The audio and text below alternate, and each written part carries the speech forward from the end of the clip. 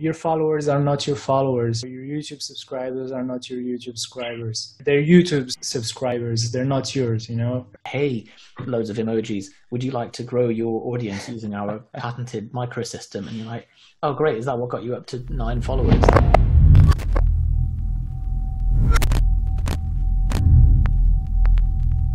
Welcome to the Propane Business Podcast. We are here with Sami from Hype Fury. I don't even know how to pronounce his last name, so I'm not going to attempt and mess it up. Dindan. It's Dindan. Dindan. Yeah, there's no E in the end. It's not Dindani. Okay, well, I'm glad I didn't attempt, so I would have completely buggered that up. So Sami is the founder of a tool called Hype Fury, which is a Twitter scheduling app. And Twitter is a platform that we've neglected for some time, and I've slowly fallen back in love with it. I think it's actually an incredible platform for building a personal brand. It's very quick. It's probably the fastest paced form of social media. But what it does is it gives you access to conversations with anyone, and you can literally just butt into conversations and say your piece, as well as having multiple threaded kind of conversations forward and back in time. So it is very cool. And what Sami allows you to do is, rather than getting drawn into the newsfeed and kind of allowing, by nature of Twitter, to the tool to completely nap your productivity, you can then write offline and then plug it all into Hype Fury, and it'll schedule it out with a bunch of quite cool features as well. Sami, thanks for coming on. Sure, thank you for having me. So just before we started recording, Sami mentioned that he has about 500 emails in his inbox and uses Superhuman, which I think is the ultimate flex as far as emailing apps goes, because is it $30 a month, did you say? Yeah. Well, I don't think I know what it is. Okay. I've heard of it before. I think Yusuf might have sent. Okay, maybe I do. So it's basically an interface over Gmail. It's a separate app, but it works only with Gmail, and you can do emailing with a lot of shortcuts to move in the emails, to archive them. It has one of my favorite features in it is reminders. So I can send you an email and I say, if you don't reply in 3 days, I'm going to have that email back in my inbox. And that's very powerful because you make sure that you won't forget something important, you know? Yeah. Otherwise, it's not as magic as, you still have to read your emails. You still have to move them to the right folders. You still have to archive them, to take care of them, to reply to them. So I think it's worth the price. If only for the scheduling, for the snoozing, the reminders, I think it's worth it, for me at least. It does look like the gold standard. It's just like, as you said, you've got, is it 4 main things you can do with an email, like delete, schedule, delegate, or snooze, for example, and you can just like do that in a very quick way, as if you're playing Tinder on super speed. Yeah, it could be better though. I tried Hey recently. Have you heard of it? It's been a subject of controversy recently, hasn't it? Yes, with Apple. So their drama with Apple gave them a lot of publicity. Clever. Hey, H-E-Y. capital. Yeah. And Hey is different than Superhuman because, first of all, it's closed. It's not built on top of Gmail or any email. It's an email client and an email service. And what were you saying about Superhuman? So I don't even remember what we were saying about Superhuman.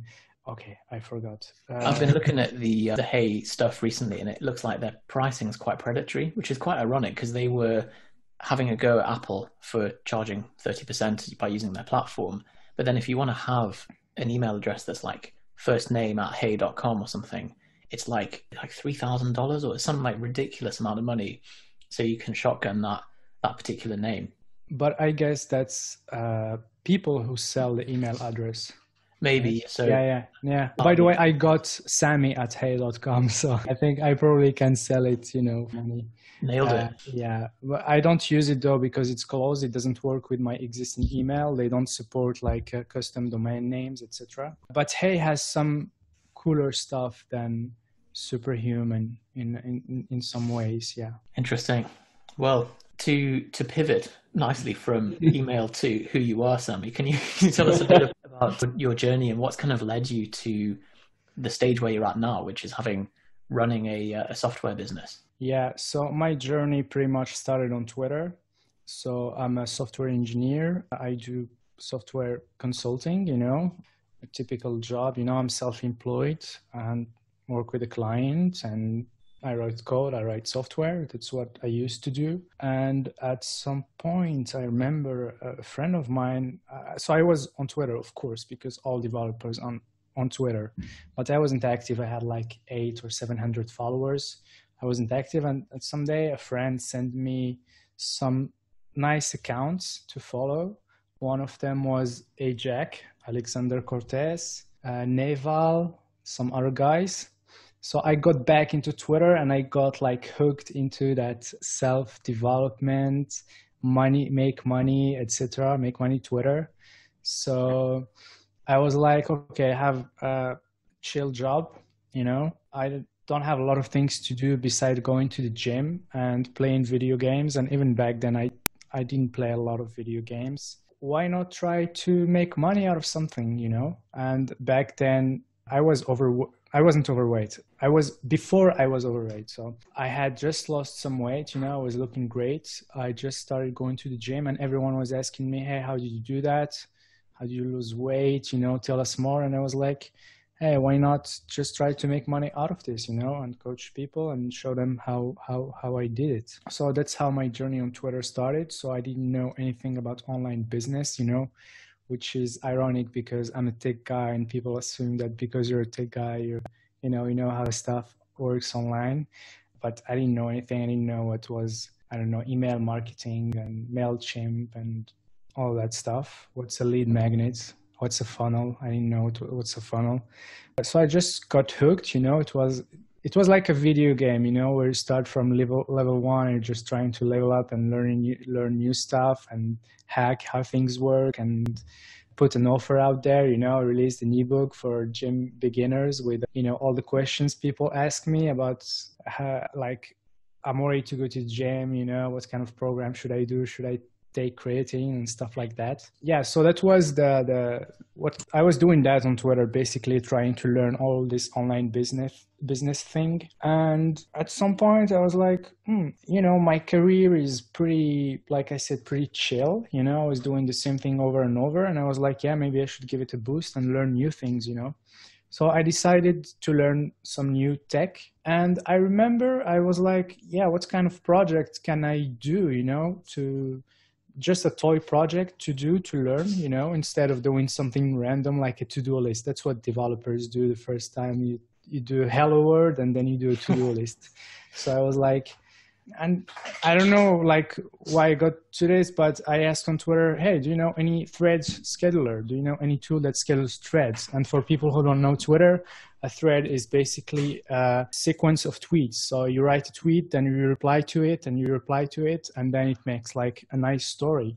And there was no tool to do that. So I was like, hey, I want to learn some new tech and maybe I have a nice project here, I can do just for fun. So I made Hype Fury in a few days, I think 3 days or something like that. I released it, and I did what any basic guru on Twitter does. It's, hey, I have limited spots, the PDFs left.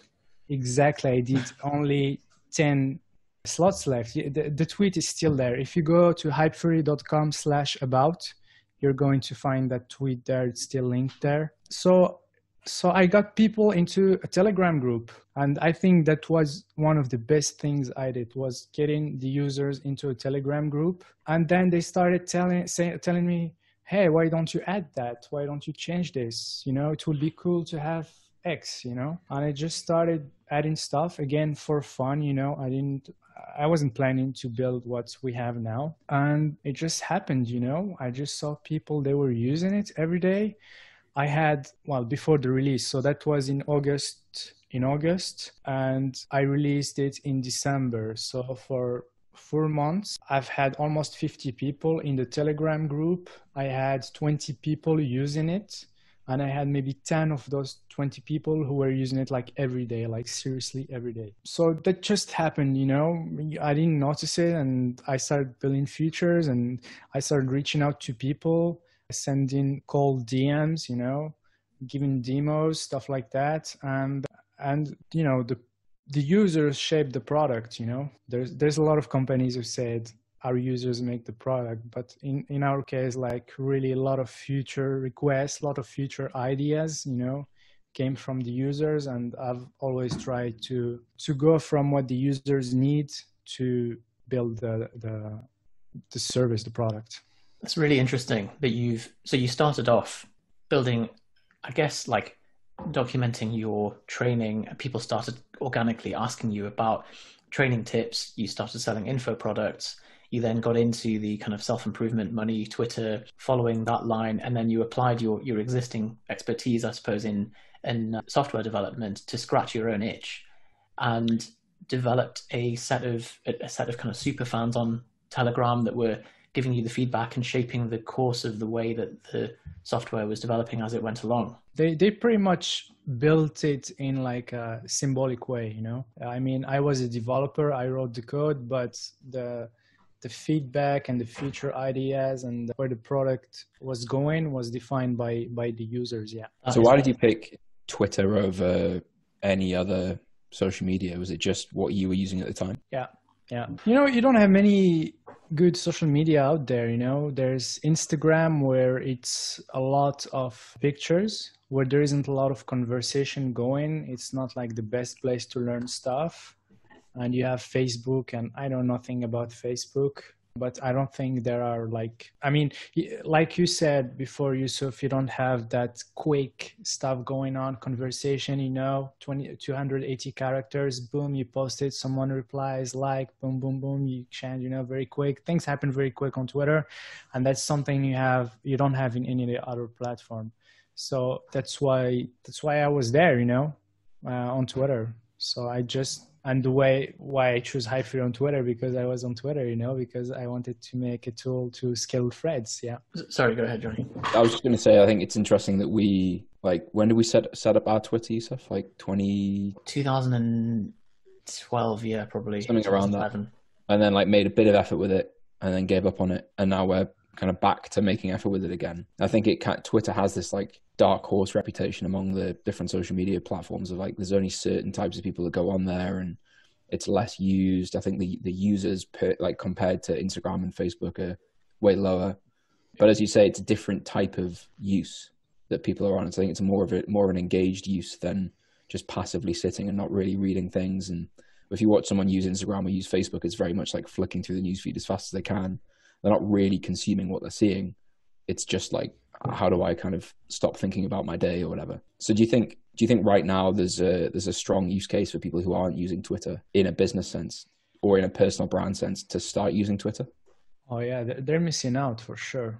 Of course, it's going to depend, it's going to depend, but 99% chances that they are missing out, because while the people on Twitter are less than people on Instagram, the Twitter audiences are much more faithful. Can you say that? They're more strong. When you have fans on Twitter, basically you sell more. Your emails get opened more. You have some really high open rates. I've seen 40-50% open rates on Twitter. Yeah, so Twitter makes you closer to people and make people closer to you. And is it becoming, because I think most social media, most platforms these days are discussed as being moving towards pay to play. I imagine from what you're saying, Twitter, you don't think Twitter's like that? Pay to play, pay for ads? Yeah, just running ads to get any kind of meaningful reach. No. I think I know nobody who runs ads on Twitter. Yeah.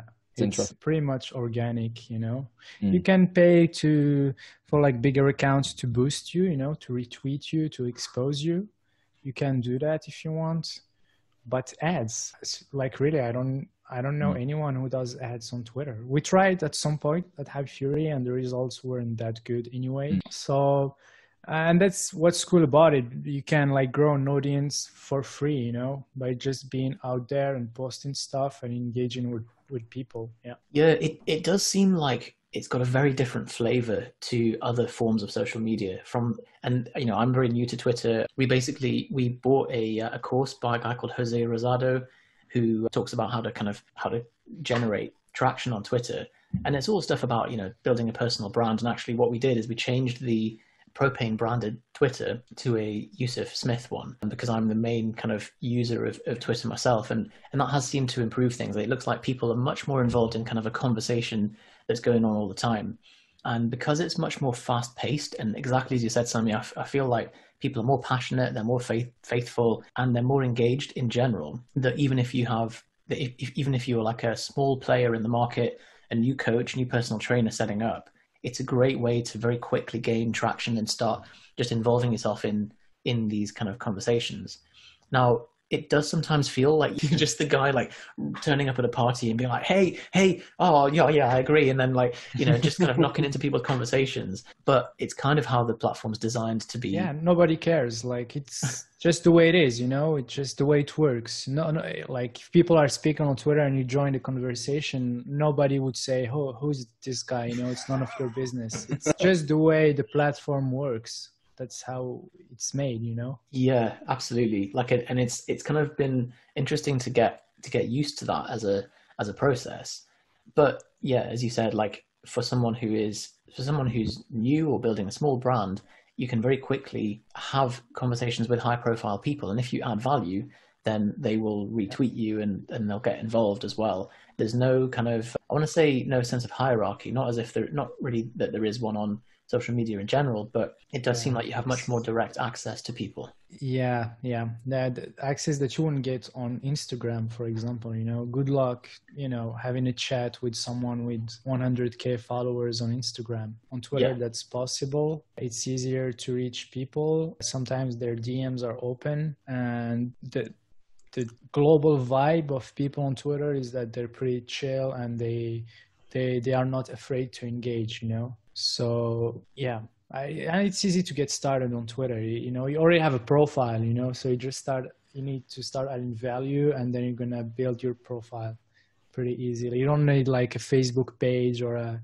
Instagram business account or whatever it is, or a YouTube channel. You already have your account, which is your asset to build a business for later, I suppose this is what makes it such an accessible platform, because you don't have to put yourself out on video. You're just limited by the thoughts that you have, and so that contributes to the kind of pace of Twitter as well. Compared to Instagram, you might see a big account posting once a day or twice a day at most, whereas with this it's like a constant stream, which can be stressful, but that's what we're trying to do at Hype Fury, is making that time-consuming process, because it's very time-consuming, and social media is made to be addicting.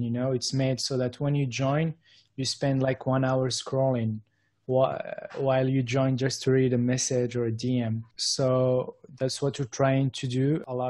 There are some people who schedule like 1 week worth of tweets. I know a guy who schedules 1 month worth of tweets. Just sits down, boom, boom, boom, writes his tweets for a month. We recently added inspiration tweets feature. So when you write a tweet, we're going to show you an old tweet of yours that did well, that was popular, and you can use it as inspiration to write a new one. So yeah, Twitter needs a lot of volume, lots of posting. Not when you start out. When you start out, you don't need to post a lot because you have no followers. So you'd be talking to nobody. But when you start growing some following, you need to post 4 times a day, 6 times, 8 times, 10 times, depending on how large your account is. How many tweets have you scheduled? I think about 500.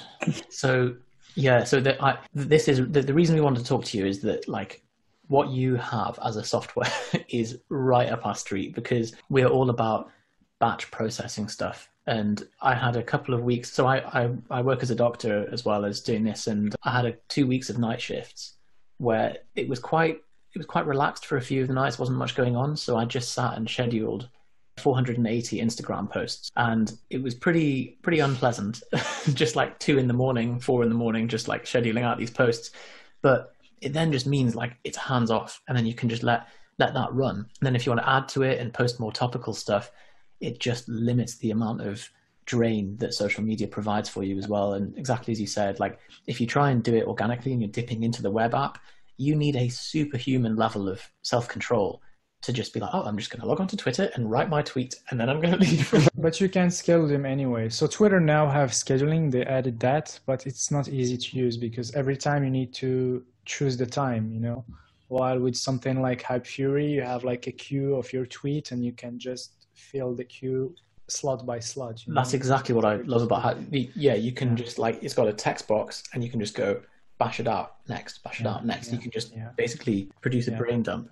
Yeah, and I remember in the early days, I think it was Jose's idea, so Jose Rosado that you mentioned earlier, who was one of the first users, who told me it would be great that when I post a tweet, I don't have to click again to post another one.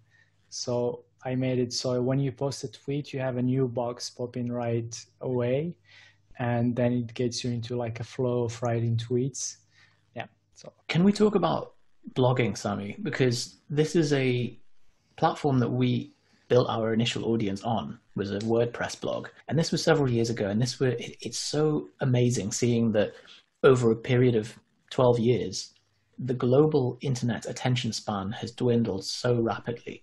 And we used to post 4,000 word blog posts that were like definitive articles on certain things. People would read them and share them on Facebook, and it was a normal thing for someone to spend 25 minutes reading an article. Now, blogs tend to get very little exposure. And if they do, it's like a blog with a YouTube video embedded in it, or, it's never long form text unless you have really like true super fans. And it looks like what Twitter is replacing, especially with threads, is blogging. Yes, everything's shorter in general, but I think this is just kind of a sign of the speeding up of people consuming content in general. Yeah, being overwhelmed with notifications and emails and stuff like that. Yeah, that no one's able to kind of just sit and read a single thing.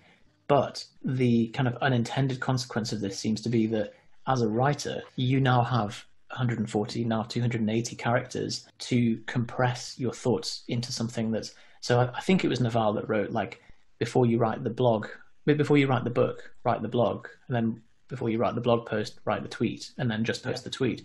So it just basically taking like the absolute tip of the iceberg and posting it as and I guess that's why the style of Twitter is very polarizing, very, very absolute, because there's no room for nuance, and it forces people to optimize for brevity. I guess there's pros and cons of doing that, but by doing that and being brief and being very definitive with the way that you speak, it promotes more conversation in a way, because people are very like, oh no, that's not always true, or and it produces more of this kind of argument and back and forth. Yeah, drama is publicity, so, and being polarizing works well.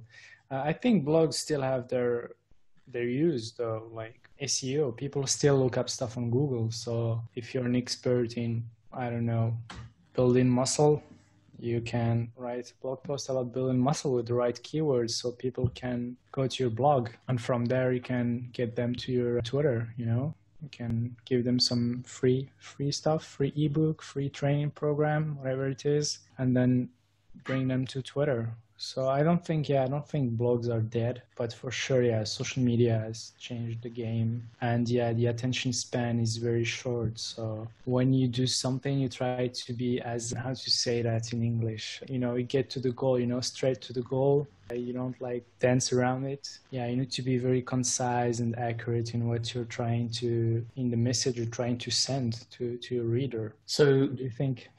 Yeah, absolutely. That you have to then like really funnel it down to like what are the key points I'm trying to get across here, and and it's been good for me as a writer too, because it's eliminated extraneous words in the tweets, and also any ideas if I'm like, well, I have to write about the exception here or whatever. Like, I'm like, well, if someone wants to talk about the exception to this rule, then fine, they can reply in the tweet and we can talk about it.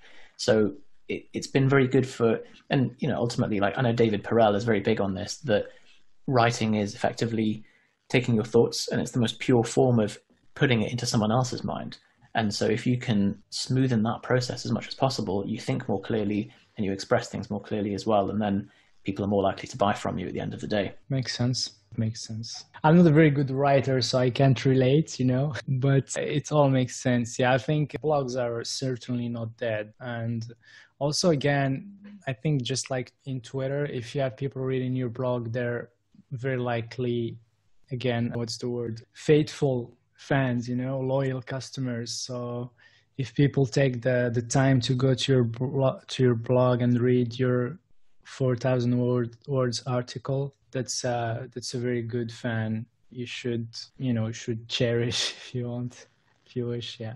So in terms of application, then we've talked about kind of the fundamentals of Twitter, what it's used for, how it's quite a high yield platform for someone new or for a coach online, establishing some authority and credibility and getting a dedicated audience. I know that Hypefury has a lot of, I don't know if it's you or your team that has some kind of information products and PDFs and things that are helping people build their audience and to maximize their reach and use Hypefury to its best potential as well. Are there any lessons that you've learned from what you've done originally with the info products and then building Hypefury that has informed how you do business, and anything that coaches who are moving online could benefit from?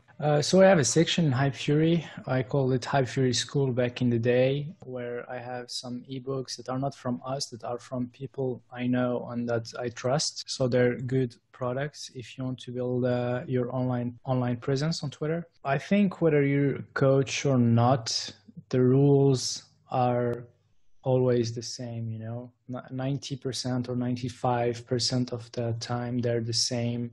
So provide value, engage with your audience, reply to your followers, engage with them, tweet often, maybe not when you have 0 followers, there's no need. But when you start having a few hundred followers, start tweeting, promote your stuff, don't be ashamed. There are a lot of people who are ashamed to promote their stuff. Don't be, don't promote your shit like 10 times a day.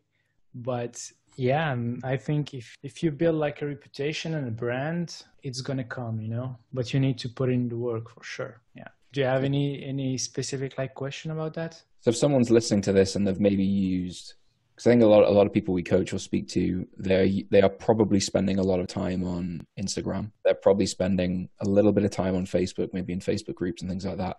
They may be trying to run a YouTube channel or a podcast or something, but they probably see Twitter as there's not much point in Twitter anymore, generally speaking.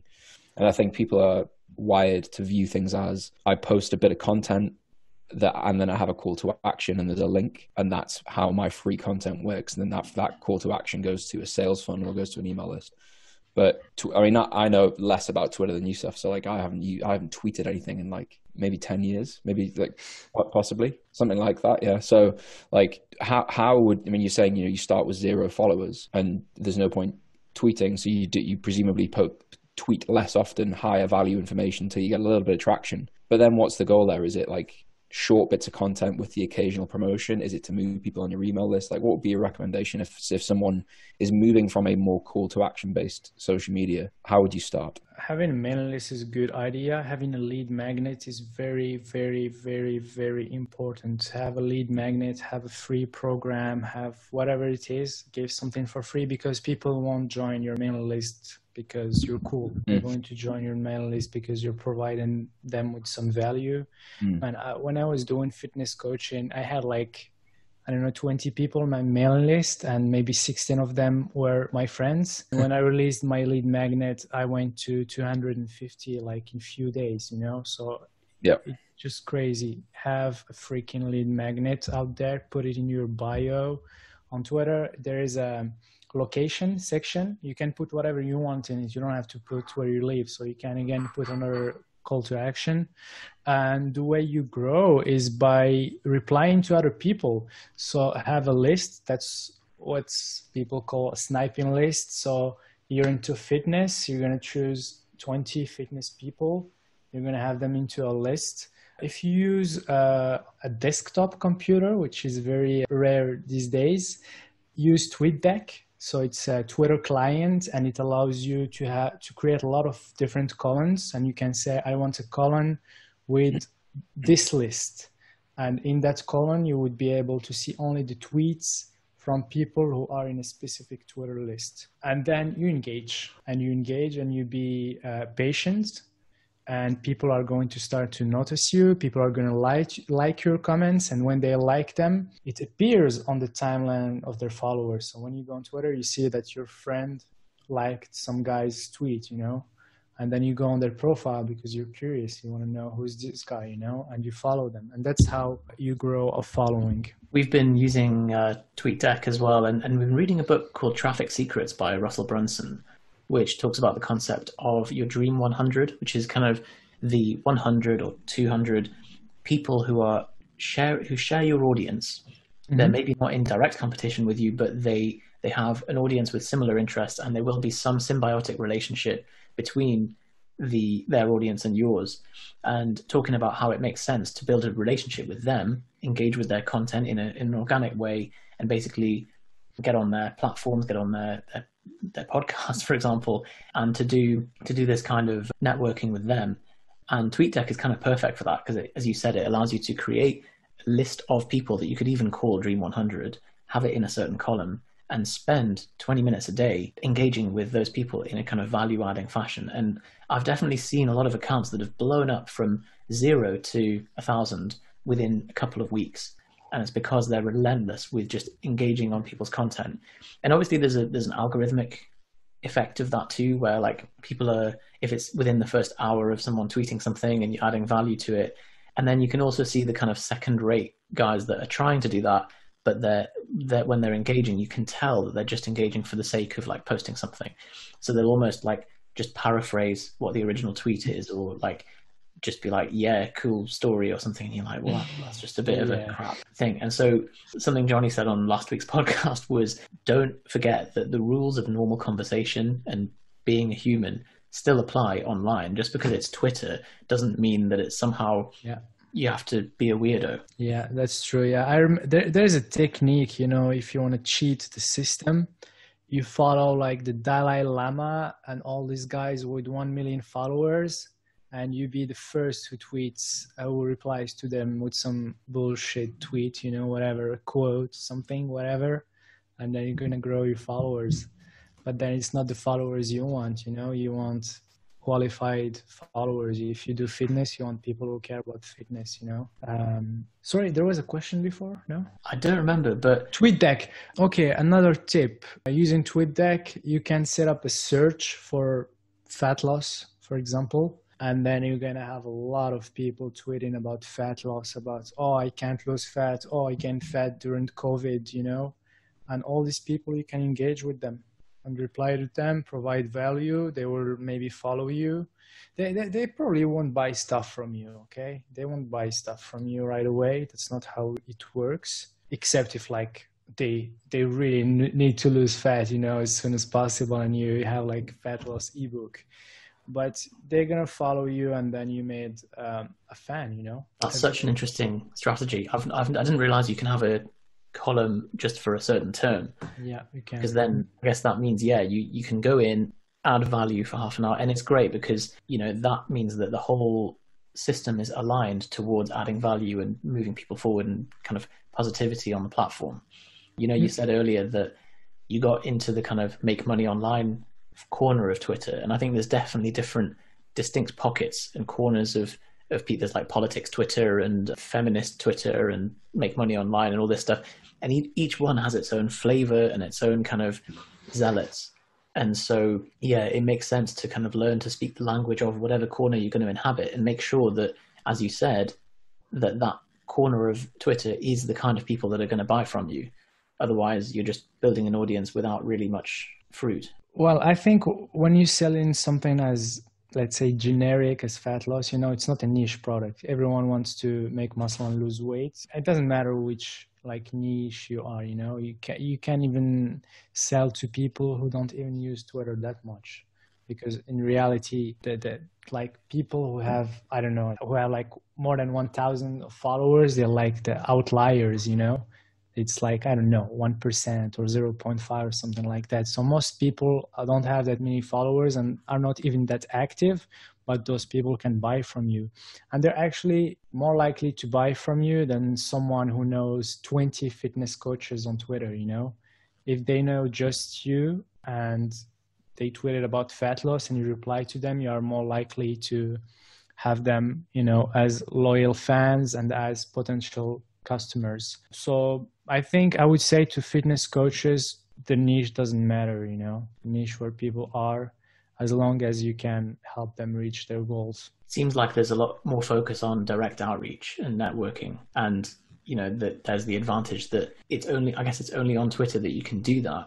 Whereas on Instagram, it's considered very spammy if you just direct message someone random.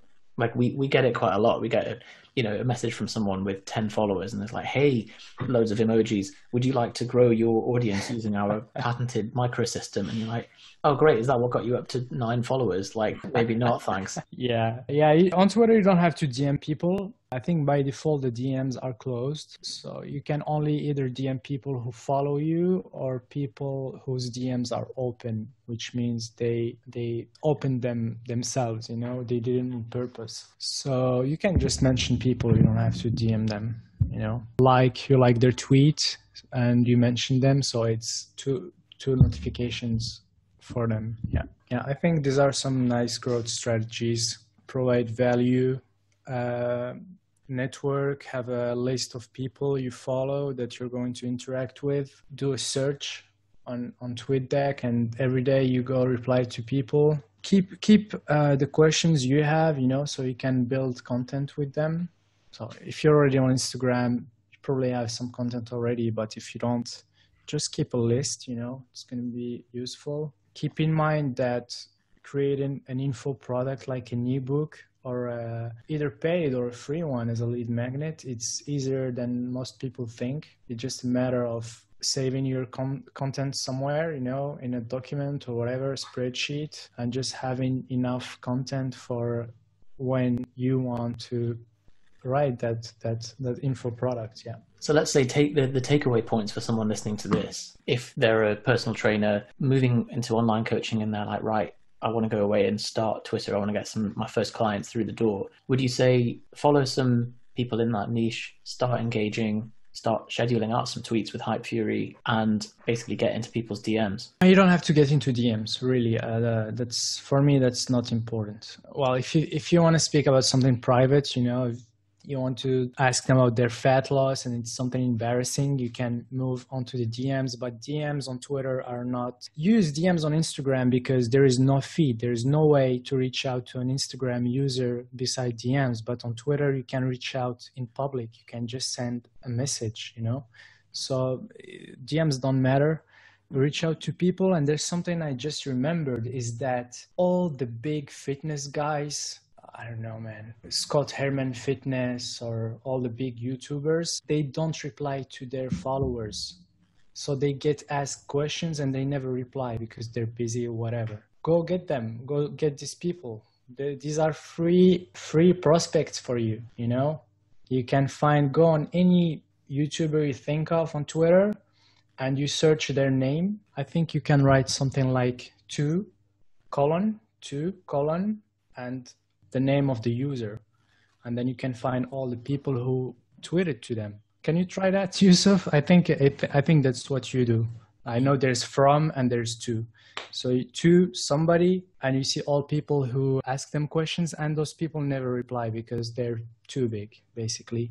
So you can reply to all these people. Yeah. So with the problem that you solve, who are trying to get help from a huge name. Nice. You don't even have to look up the problem, because if they tweet to a fitness coach, they won't ask him about stocks, they're going to ask him about how to make muscle or what's the best program, or, look up, what's his name? The guy who says the guy who makes things very complex, Athlean X, if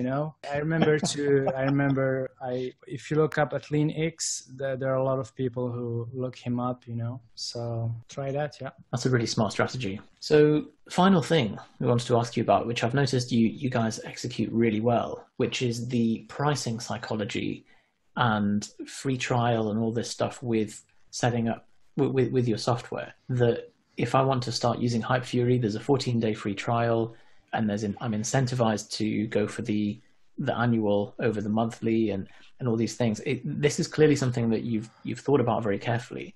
Are there any lessons for pricing a personal training or a coaching product that you've learned from that and you'd advise to coaches? So I did Hype Fury after I tried to do fitness coaching. I think it's different because if I give you, like, when you get 1 year of Hype Fury, you get 2 months for free. So you pay for 10 months only. And I lose nothing, you know, I lose some few cents in server costs, but it's fine, you know. But when you're a coach and you're giving your time, that's different. And free trial, I don't know, maybe you can do that, like 1 week trial to see how things will work after they pay, of course, you know. So your customers will have to pay, and you can offer that. And you say, yeah, if there's a good reason why you don't like my stuff, I can give you a refund, you know. That's something you could do. But I think eventually in the long term, okay, look, I'm not a professional fitness coach, you know, so that's just the way I see things. I think at some point you need to charge well.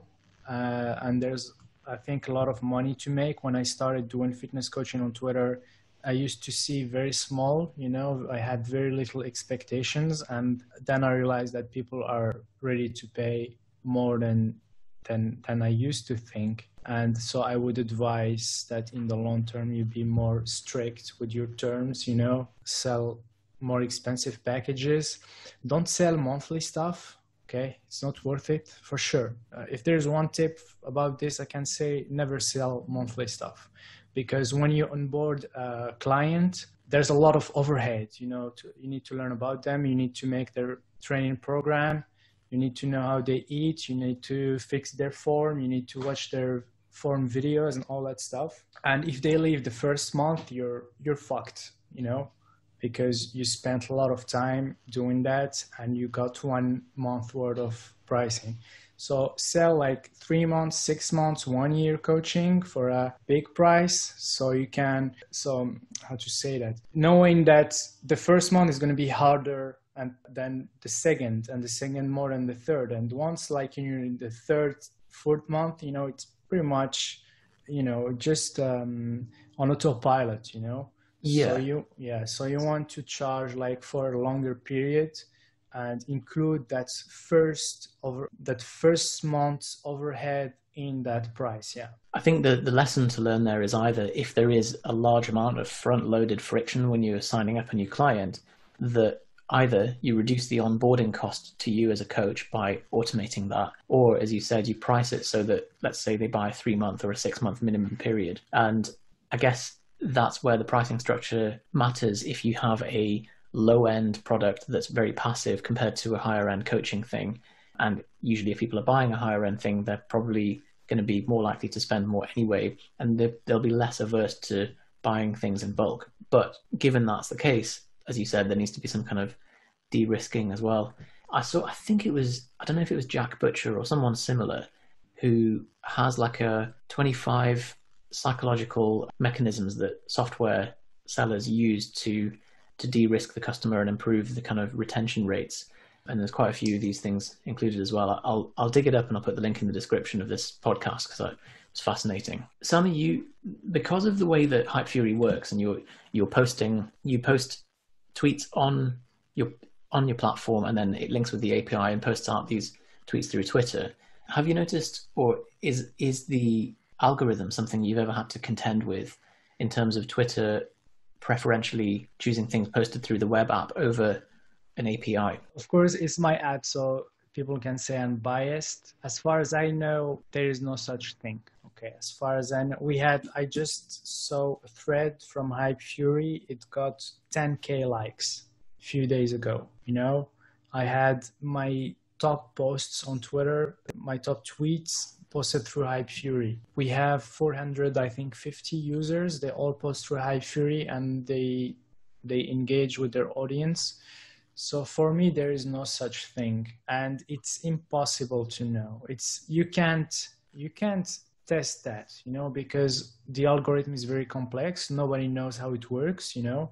You can use intuition to, you know, kind of try to find what works, what doesn't, you know. But you can know how the algorithm works, and you can replicate a test in the larger scale to see if scheduling works worse than the app.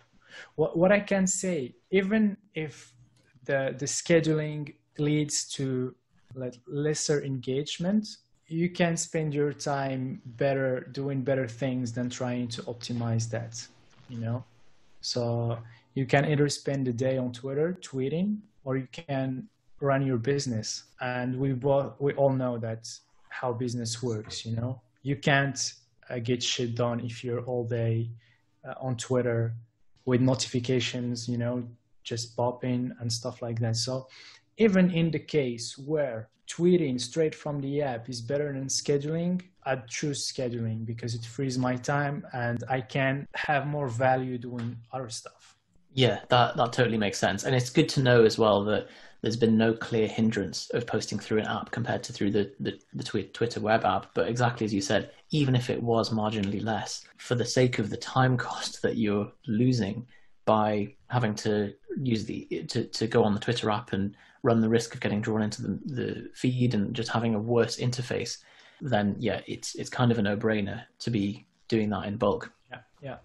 Cool. That's a nice way to say it. Yeah. Johnny, any more questions? I feel like I've absolutely dominated the conversation. I've been so excited about all this Twitter business. I think we've covered the list, right? Unless there's any more you want to go over. The only other thing was really the sense of, so when you're running a business that's on someone else's platform, so you've got your Hype Fury is kind of dependent on what Twitter does with its API, and how, you know, I think Twitter seems to be quite open to this, and they seem to really be supporting a lot of apps. So I think you're probably in a good position. But I've certainly seen companies like Latergram and what's it called, Meet Edgar, and these kind of social media platform scheduling apps that get screwed over by Instagram because they just suddenly stop the API from auto posting.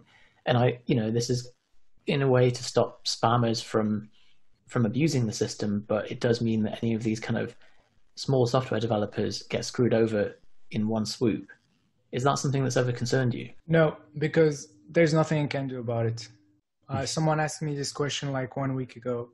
No, there's absolutely nothing you can do about that. It's just part of the game, you know. I decided to be on Twitter. This is the way it works. How likely is it that Twitter is going to stop that? It's very, very, very unlikely that they do it. I mean, I don't see Twitter just stopping all the scheduling, you know, because there's a lot of business, of money based on top of that, you know. So if they cut the scheduling, people are going to get pissed off. So, advertisers are going to get pissed off because that's how they make money, you know. So it's very unlikely. So it's like saying, oh, what happens if there's a tsunami tomorrow, you know? I mean, I don't know. There's nothing you can do about it. We Hype Fury. So I don't like the Twitter scheduler, you know. That's not what we want to be, because nobody dreams of scheduling tweets. Nobody wakes up like, hey, I'm gonna schedule tweets with Hype Fury or whatever. I'm a weirdo, so people want to what do entrepreneurs want? They want to be out there and to make money. So that's how we want to help them. So our strategy, our long-term strategy, is going to be offering the tool to creators, to entrepreneurs, to showcase their work and make money. And that will go through Twitter. And we already have posting your tweets to Instagram. We're going to connect with Facebook, with LinkedIn. I'm looking into Minds.com, which is Twitter-like based on the blockchain. So decentralized social networks, you know. So the only thing I can do is diversify. But that is very cool. If Twitter bans us tomorrow, you know, we're going to be very fucked, you know. There's no doubt about that. But this is the benefit. It's just the way it is. A software developer, that you can be nimble and you can then say, well, I've created these solutions and I can build something around whatever obstacles I'm facing. So I suppose that having the skills that you have hedges you in itself, because you're able to adapt to the market as it changes. Yeah, but it requires a lot of hard work, you know, especially in the beginning. You know, if you're a big company, it's much, much harder. I know companies that would never be, that, you know, would have a hard time to manage. But if you're small and you try to stay small, and not small in terms of number of people in the company, but small in terms of how you handle the business, you know, try to be quick, to adapt. I also work like long hours, you know, We all work long hours, so we manage to be very flexible. But yeah, for sure, if Twitter stops the service, it's going to be pretty bad. Yeah. Well, I think most online businesses are in a position where they're pretty reliant on another online business for them to run, right? Like we all probably need Google, like the Facebook apps, Twitter, YouTube, allow it. And even as a user, if you get banned from Twitter and you have 50K followers, like it's really bad. It's a lot of work that counts for nothing. Yeah, that's why have your own newsletter, you know. You don't own, your followers are not your followers, you know. Your YouTube subscribers are not your YouTube subscribers. They're YouTube subscribers, they're not yours, you know. Twitter's. So always have a mailing list, always promote it. Try to get as many people on there as possible. Yeah, that's very important one. Even if you don't post a lot of things on it, you know, even if you give just a lead magnet for free and you get your emails and from time to time you send maybe, I don't know, digest of your best recent tweets or your latest YouTube video or something like that, but own your followers, you know, on your platform. Yeah, absolutely. I think a way we see all of these platforms and channels is just a way to help us build our email list, and some of what we teach our clients as well. Because as you say, like it's the only thing that you can download and move to another email provider if you need to, or you know, it's the only data technically the only digital asset that an online business really has. Very, very important. I think there's a guy called Taki Moore. He's a business coach, and he talks about this idea that like if two people try and do anything on the internet and one person has 50,000 people on an email list and the other person doesn't, like it doesn't matter like who's got the better camera or the better microphone or whatever, right? Like the person with the 50,000 person email list is just going to instantly be ahead because you've just got traffic on demand and attention on demand.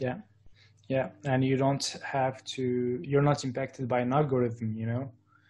There's a email send rate, you know. Once you have an old email address, an old domain, you're pretty sure that all your emails are going to go to the inboxes of your subscribers. So you're not impacted by algorithm, by censorship if you don't say the right things and you think the right thought, you know. Best asset for sure. Mail list. Sami, this has been awesome. Thank you so much for coming on, and hopefully moving some more people onto Twitter, make Twitter great again. If people want to try your software or find out more about you, where's the best place to go? So hypefury.com. If there's one advertisement I can make, hypefury.com. We have a free trial, we have free guides. So I'm pretty much what I said here and even more. I think we have a free, very short guide. So it's not like a 60 pages ebook. You can read it in 15 minutes and get started right away into building your Twitter presence. Cool. Hopefully we'll be in touch as well to see if one of your team would be able to set us up with a discount code for people who listen to this podcast as well. Yeah, sure.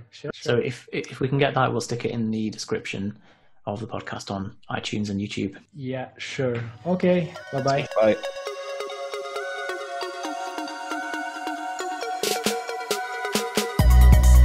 Want to learn more about the systems we use to run, build, and scale propanefitness.com? Head over to propanefitness.com/business podcast, and you can get your hands on our free training that covers the 7 steps that we take with every client that we help build their own online business, and also the 7 steps that we use to successfully build Propane Fitness. We walk through the sales systems, the delivery systems, follow-up, remarketing, how to basically build your program so that it delivers coaching to your clients without you being there 24/7. We really do cover the full thing, right? And if you want to continue even further and potentially work with us, there's a chance to book in a call to have an informal chat with Yusuf or I to just basically see if any of our programs would be a fit to help you get from where you are to where you want to get to. So go to propanefitness.com/business podcast today and get access to that. If you'd like to learn just more about Yusuf and I, more about us, what we do, follow us on the various channels, the best place to go is our YouTube channel. We have a load of stuff from fitness content, productivity content, why Yusuf slept on the floor for several months, why he's been having cold showers. There's always stuff on there that's entertaining and hopefully informative. So just go to YouTube, search for Propane Fitness, and you can find out a bit more about us there as well. Speak to you on the next episode.